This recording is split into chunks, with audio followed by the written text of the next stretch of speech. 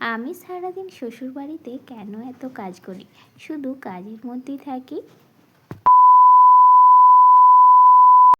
আমার ইউটিউব ফ্যামিলির অনেক বন্ধুরাই বলেছে শিল্পা খুব ভালো মেয়ে, লক্ষ্মী মেয়ে, সারাদিন কাজ করে। তো বন্ধুরা, তোমাদের জন্যই আজকে এই ভিডিওটা। নমস্কার বন্ধুরা, আমি শিল্পা চলে আসলাম তোমাদের কাছে আবার নতুন দিন, নতুন একটি আমার পরিবারের গল্প নিয়ে। সবাই কেমন আছো? আশা করি সবাই ভালো আছো। আমিও তোমাদের আশীর্বাদ ভালোবাসায় ভালোই আছি। আজকে হলো বৃহস্পতিবার, সকাল সকাল উঠে পড়েছিলাম। যেহেতু বৃহস্পতিবার সকাল করে তো উঠতেই হবে, আর বাসি কাজগুলো সব সেরে ভাবলাম নিয়ে যাই ছাদে চলে যাই, না হলে কিন্তু গাছের ফুলগুলো সব শুকিয়ে যাবে। আর যেহেতু এখন প্রচণ্ড রোদ গরম পড়েছে, তাই বেশিক্ষণ একদমই ছাদে ফুল রাখা যাচ্ছে না গাছের মধ্যে, তাহলে কিন্তু শুকিয়ে যাচ্ছে। আর ওই দেখো, ওইদিকে কটা ছোট্ট ছোট্ট গাছ হয়েছিল ফুলের, ওই রক্তজবা, সেগুলো তুলে নিলাম। আর এই যে এইগুলো হয়েছে ফুল, তো এগুলো নিয়ে চলে আসলাম, ঠাকুর ঘরে রেখে দিয়েছি। এখন 2 বোতল জল ভরে নিলাম। বোতলগুলো যেহেতু ফাঁকা ছিল, তারপরে আমি কিন্তু বেলের শরবতটা করবো বলেই সব জায়গাগুলো নিয়ে চলে এসেছি টেবিলে।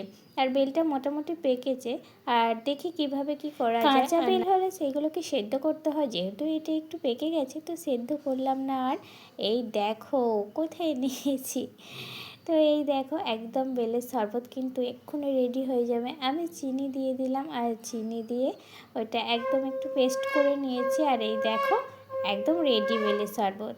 তো বেলের শরবত আমি সবাইকে দিয়ে দিয়েছি, আর পেট ঠান্ডাও করবে, খাওয়া খুব উপকার। যেহেতু এখন গরমকাল আর গাছের বেল হয়েছে, সেই কারণে সবাই প্রত্যেক দিন খুব বেলের শরবত খাচ্ছে। আর এই দেখো সাথে আমিও খাচ্ছি। আর বেলের শরবত তোমরাও নিশ্চয়ই খাও, ভালো খেতে। সারাটা দিন অনেক কাজ থাকে, কাজের আর শেষ থাকে না, আমি বলি না। আর এই হলো আমার সংসারের কাজ। আমার বেশ ভালোই লাগে সংসারে টুকটাক কাজ করতে, সারাদিন ব্যস্ত রাখতে নিজেকে। আর এখন স্নান হয়ে গেছে, স্নান করে আমি চলে এসেছি ঠাকুর ঘরে। আর প্রচণ্ড রোদ বলে ছাদেও দিয়েছিলাম কিছু জামা কাপড়, কাচাকুচি করেছিলাম, সেগুলো দিয়ে আসছিলাম। আর স্নান করার পরে এগুলো এখন আমি বারান্দায় মেলে দিয়েছি। আর এখন আমি পুজোয় বসে গেছি, যেহেতু আজকে বৃহস্পতিবার, খুব তাড়াতাড়ি পুজোয় বসতে হবে, আর অনেকটা টাইম লাগবে, বৃহস্পতিবার তো সেই কারণে। আর এই যে এখন আমি পুজো করছি, তোমরা সাথে থাকো, সঙ্গে থাকো, ভালো লাগবে।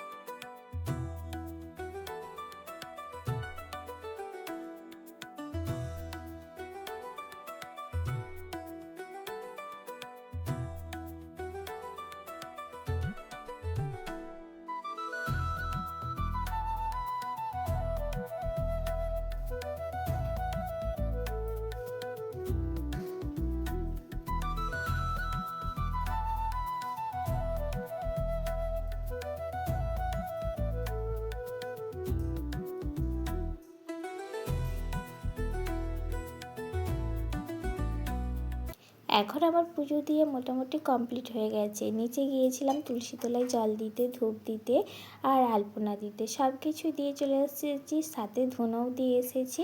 আর এই যে নিচে মাসিমা কিছু ফুল রেখেছিল, সেই ফুলগুলোই আমি এখন ভগবানকে দিয়ে দিলাম। আর এই দেখো একদম ফুল দিয়ে সাজিয়ে দিয়েছি সিংহাসন। আমার খুব ভালো লাগে ফুল দিয়ে সাজিয়ে দিলে, দেখতেও ভালো লাগে যে। আর কিন্তু প্রত্যেক দিন আমি ফুল পাই না, ছাদের যে কটা হয় সেগুলোই, আর বাজার থেকে কিনে আনা হয় কিন্তু খুব নষ্ট হয়ে যায়, শুকিয়ে যায়। তো পুজো দিয়ে কমপ্লিট হয়ে গেল।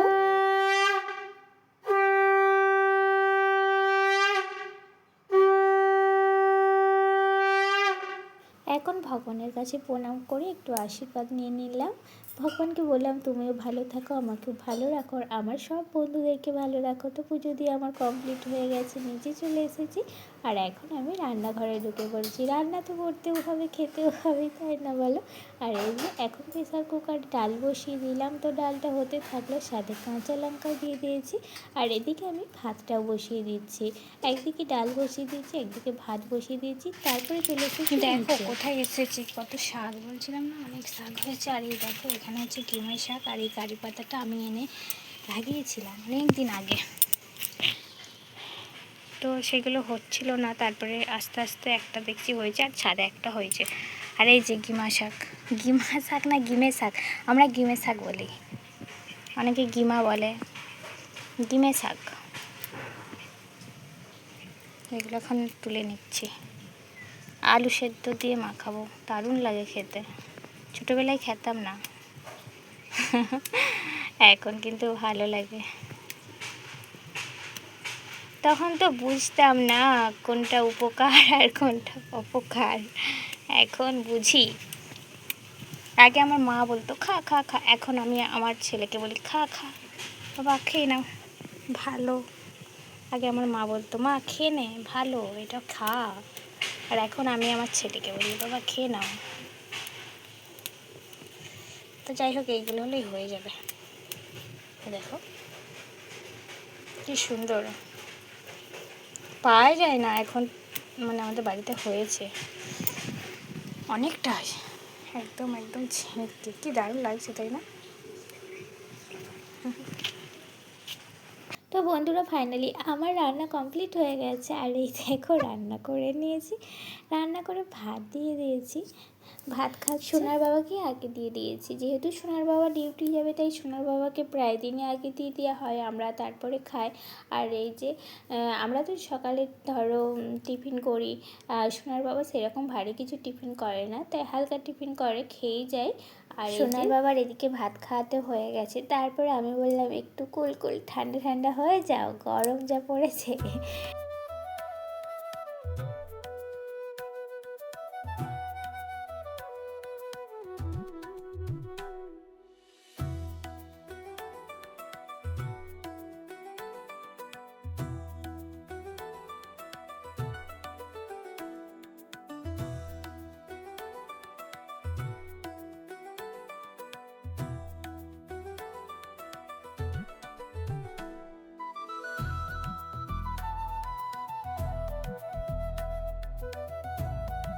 সব কাজ কি আর শেষ হয় বলো এত তাড়াতাড়ি? এই যে এক বেসিনে এখনও বাসনপত্র পড়ে আছে, ওইগুলোই এখন মাজছি। তো এইগুলো তখন আর মাজা হচ্ছিল না, যেহেতু সোনার বাবা তাড়াহুড়ো ছিল তাই খেতেই দিয়ে দিয়েছিলাম। তারপরে আমি ভাবলাম পরে বাসনটা মেজে নেব। আর ঠিক যেমন বলা তেমন কাজ। আর আমার এইসব কাজকর্ম দেখে আমার বন্ধুরা, যেমন আমার ঝুমা দিদি আছে, রানু আছে, দোয়েল দিদি আছে, অনেক অনেক সবাই আছে, তো রিঙ্কু দিদি আছে, আরও অনেকেই আছে, খুব খুব ভালো ভালো কমেন্ট করে, আমারও খুব ভালো লাগে। আর এই দেখো আমার বাসনপত্র এখন মাজা হয়ে গেছে। আর বেলকনিতে এখন কিছু জামা কাপড় দিয়ে আসলাম, যেইগুলো পরেছিলাম তো চেঞ্জ করে নিলাম। আর এই দেখো এখন যেইগুলো আমি ছাদে শুকাতে দিয়ে গিয়েছিলাম সেগুলোই নিতে চলে আসছি। মশারিটা আছে, পাটা পুরো জ্বালা করছে, এমন অবস্থা। রে বাবারে, সেদ্ধ হয়ে যাবো আপনি তো একটু বেশিক্ষণ থাকি। জামা কাপড়গুলো সব শুকিয়ে গেছে, যেগুলো রেখে গিয়েছিলাম, যা রোদ ছিল শুকাবে না বাবা। মশারিটা আছে, এটা এবার তুলে নেব। এখানটা পুরো মাটিতে ভরিয়ে দিয়েছে একদম।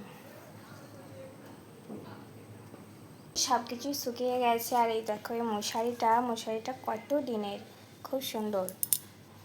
আর অনেক দিন যায় এই মশারিগুলো। তো কিনেছিলাম অনেক দিনের মশারি, এটা এবার কেচেছিলাম আজকে। আর হালকা একটু সার্ফ দিলেই কিন্তু খুব তাড়াতাড়ি এটা পরিষ্কার হয়ে যায় এই মশারিগুলো। তো এটা এবার ভাঁজ করে রেখে দেবো। আরও কত জামা কাপড় সব আছে, এগুলো সব গুছাবো বসে বসে।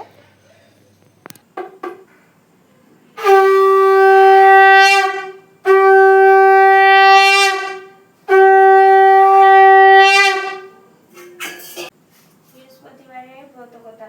দোল পূর্ণিমা নিশি নির্মল আকাশ, মন্দ মন্দ বইতেছে মলয় বাতাস।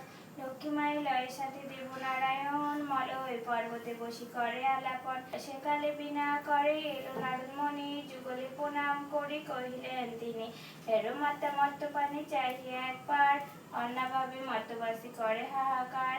বলো মাতা প্রকাশিয়া কি পাপের ফলে, অহর্নিশি নরনারী সদা দেখি জলে। হেন বাণী শুনি লক্ষ্মী দুঃখিত অন্তরে, কহিলেন ধীরে ধীরে ক্ষুণ্ণ মনে বরে, মনে রেখো পৃথিবীতে লক্ষ্মীবত সার।